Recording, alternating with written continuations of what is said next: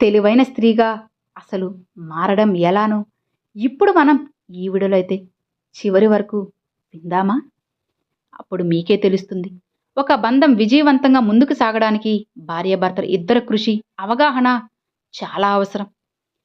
చాలామంది మహిళలు తెలియకుండా చేసే కొన్ని పొరపాట్లు వారి వైవాహిక జీవితంపై తీవ్ర ప్రభావం చూపుతాయి. అలాంటి కొన్ని అలవాట్లు, వాటి వల్ల కలిగే నష్టాలు, వాటిని ఎలా అధిగమించాలో ఇప్పుడు తెలుసుకుందాం. ఒకటి, భర్త సంపాదనను తక్కువ అంచనా వేయడం, ఆత్మాభిమానంపై దాడి. భార్యాభర్తల బంధంలో డబ్బు ఒక భాగమే కానీ సర్వస్వం కాదు. కొందరు భార్యలు తమ భర్తల సంపాదనను తక్కువ అంచనా వేస్తూ వారి ఆత్మాభిమానాన్ని దెబ్బతీస్తారు. ఒక భర్త ఇంటి నుంచి బయటకు వెళ్ళేటప్పుడు కేవలం డబ్బు సంపాదించడానికి మాత్రమే కాదు, తన కుటుంబం కోసం గౌరవం సంపాదించడానికి వెళ్తారు. ఇక తన భార్య బిడ్డలకు ఏ లోటు రాకూడదని, వారి కోసం మరింత కష్టపడాలని నిరంతరం ఆలోచిస్తారు. పగలంతా కష్టపడి అలసిపోయి ఇంటికి తిరిగి వచ్చినప్పుడు అతనికి కావాల్సింది కాస్త ప్రశాంతత, చిన్న చిరునవ్వు, కాస్త ప్రేమ. కానీ అదే సమయంలో ఇంతే సంపాదించారా ఇప్పటి వరకు, ఎందుకు పెద్దగా ఏమీ చేయలేదు, ఫలానా వారి సంపాదన చూడండి, మీ సంపాదన చూడండి అని ఎగతాళి చేస్తే మీరు అతని చేతి నుంచి డబ్బుని లాగేసినట్లు, అతని మనసు నుంచి ధైర్యాన్ని లాగేసినట్టు అవుతుంది. మీ భర్త ఎంత సంపాదించినా అతని డబ్బుని మీరు గౌరవించకపోతే, అతని దృష్టిలో తాను చిన్నవాణ్ణి అని భావించడం మొదలు పెడితే చాలాసార్లు పురుషులు తాము ఎంత అలసిపోయారో, ఎంత బాధపడుతున్నారో బయటపడరు. ఎందుకంటే తమ వెనుక ఒక ఆశ, నమ్మకం నిలబడి ఉందని వాళ్ళకి తెలుసు. అదే మీరు. అదే ఆశ, నమ్మకం ఎగతాళిగా మారినప్పుడు అతనికి వేరే మార్గం ఉండదు.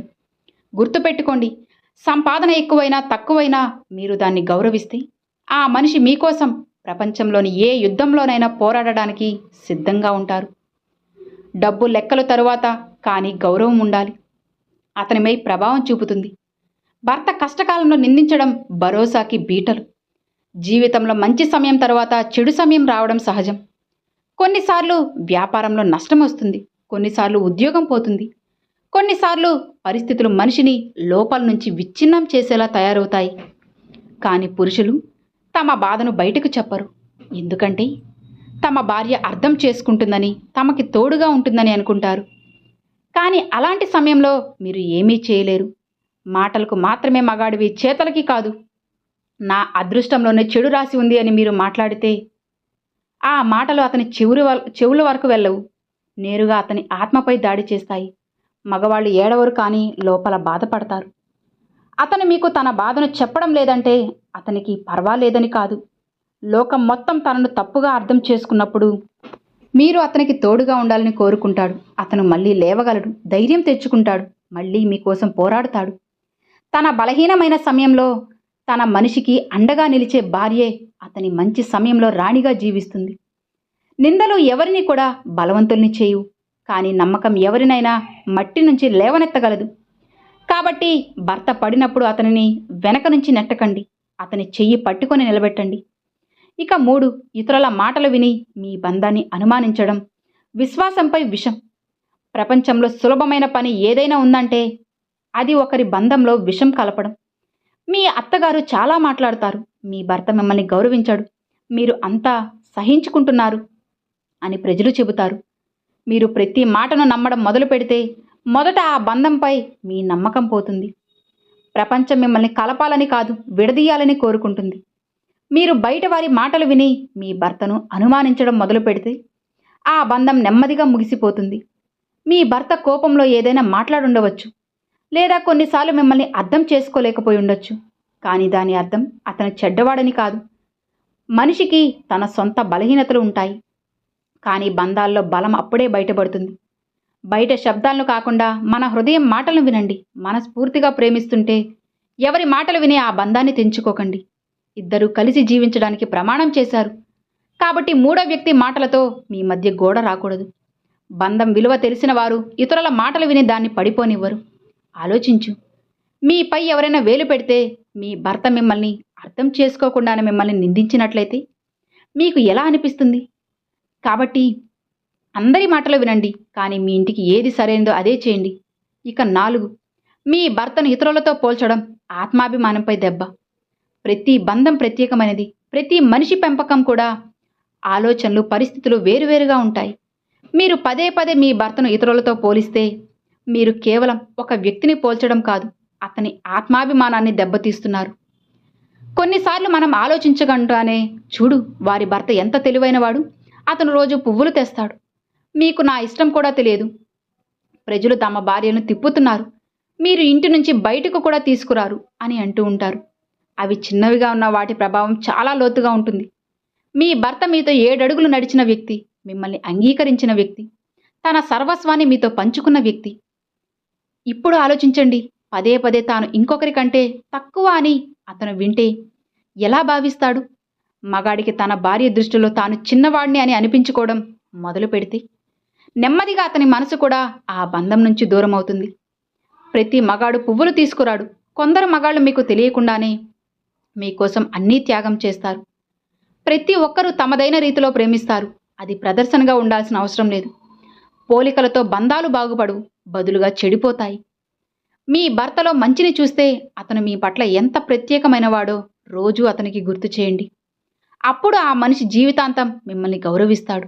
ఇక 5, ఇంటి విషయాలను బయట వారికి చెప్పడం. బంధం పవిత్రతను భంగపరచడం. ప్రతి ఇంట్లో వాదనలు జరుగుతాయి. కొన్నిసార్లు భర్తతో తగాదా, కొన్నిసార్లు అత్తగారితో, మరికొన్ని పరిస్థితులు కష్టంగా మారుతాయి. కానీ తెలివైన మహిళ ఎవరంటే తన ఇంటి విషయాలను తనలోనే దాచుకునేవాళ్ళు. తగాదం జరిగినప్పుడు బంధాలు తెగిపోవు. అవి ఇతరులకు చేరినప్పుడే బంధాలు తెగిపోతాయి. మీరు ఎవరికైనా నా భర్త అసలు అర్థం చేసుకోడు, లేదా మా ఇంట్లో నన్ను ఎవరూ పట్టించుకోరు అని చెబితే మీరు ఒక తలుపు తెరుస్తున్నారు. దాని ద్వారా ప్రపంచం మీ బంధంలోకి చొరబడుతుంది. జాగ్రత్త. ప్రజలు మీ బాధను వినరు, బదులుగా వాళ్ళు మిమ్మల్ని మార్చేస్తారు. మీ మాటలు టీ కబుర్లుగా మారుతాయి. ఇక అప్పుడు పనికి మాలిన సలహాలు, తప్పుడు సానుభూతి ముసుగులు, సలహా పేరుతో విషం మొదలవుతాయి. నీ భర్త ఇదంతా విన్నప్పుడు అతని నమ్మకం మొదట మీపైనే పోతుంది. ఎందుకంటే ఇద్దరు వ్యక్తుల మధ్య ఉండే బంధాన్ని ప్రపంచం ముందు బయట పెట్టకండి. పవిత్రతను భంగపరచడం అవుతుంది.